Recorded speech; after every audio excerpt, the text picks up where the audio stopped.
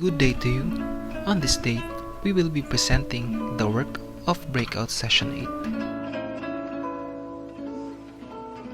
8. Presented to Dr. Jennifer Fernando. We will be presenting to you the works of Jose Rizal, which are the following. Annotation of Antonio Morga's Sucesos de las Islas Filipinas. Noli Me Tangere.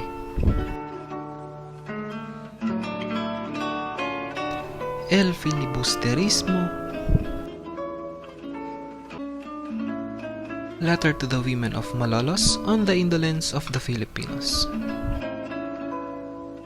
Jose Rizal and the Development of Philippine Nationalism. Good day everyone, this is Midshipman Lamoco and I am your narrator for today. My groupmates will be discussing some of the important works of Dr. Jose Rizal during the time when he was living. Let us now welcome our first presenter, which is Midshipman Sarmiento, and he will present about the annotation of Antonio Morga's Sucesos de las Islas Filipinas. By publishing his annotated version of the Morga's Sucesos de las Islas Filipinas, Events of the Philippine Islands, originally published in 1609. Rizal's intent was not only to provide the Filipino people their early history, a pre-Spanish history, but to present to them their own authentic and culture and identity. So Rizal's comments that the Philippines of his time was no better than pre-Hispanic Philippines. He says it could have developed on its own into something great. According to Rizal, Filipinos as a system of writing and advanced knowledge of metallurgy and a shipbuilding industry. Rizal knew that the Spaniards wouldn't like his work with it being banned in the Philippines. In addition to what Mr. Sarmiento shared, one of the corrections that I like in this annotation is that when Dr. Jose Rizal corrected the part that says Filipinos prefer to eat salt fish that begins to decompose and smell. He corrected it by writing a note that the saltfish which Morga is referring to is salted and fermented fish, which we usually call bagoong in our language. Anyway, let us continue to the part of Midshipman Limbaga, which is the Noli Me Tangere.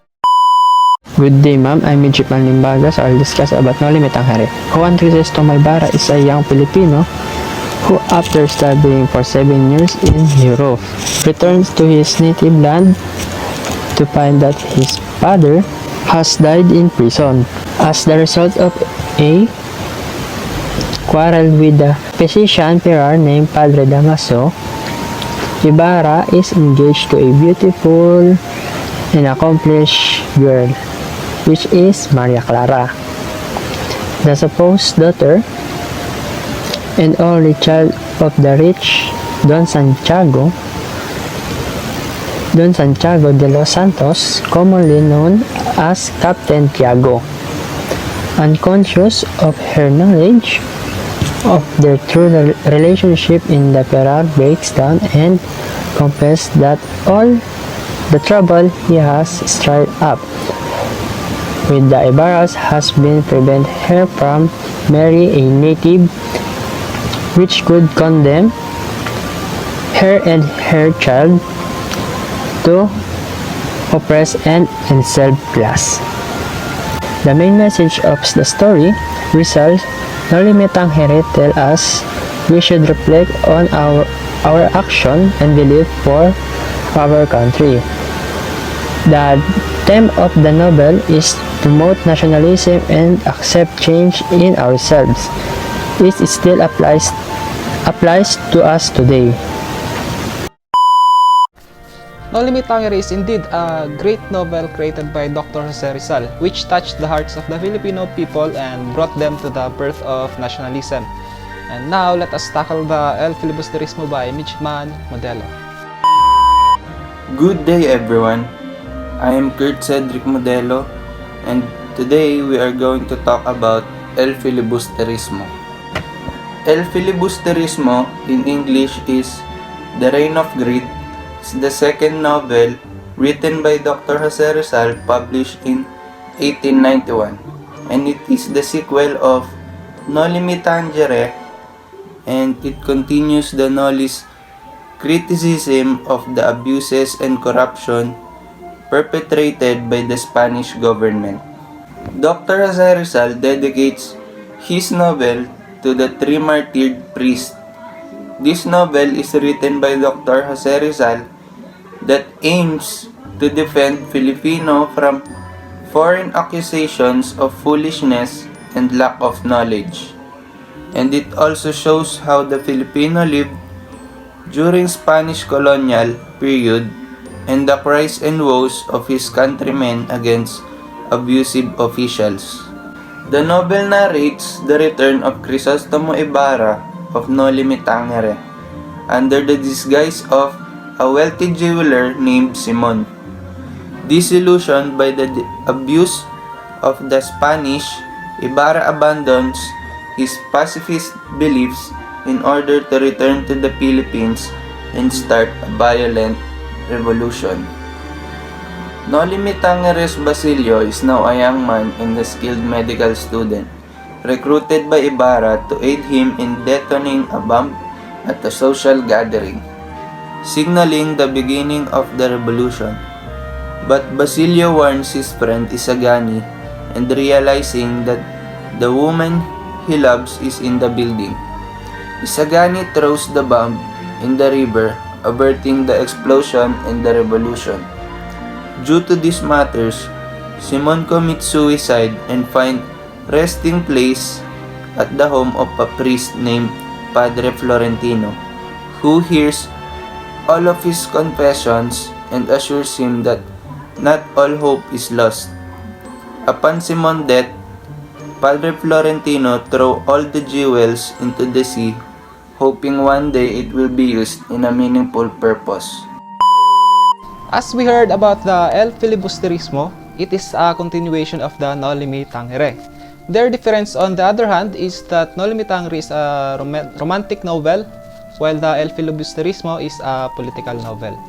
Let us now hear from Midshipman Gamboa the letter to the women of Malolos on the indolence of the Filipinos.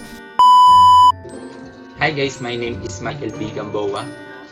My designated topic to me is the letter to the woman of Malolos. Rizal letter to the woman of Malolos, who 20 women from prominent Chinese Filipino families in Malolos, Bulacan.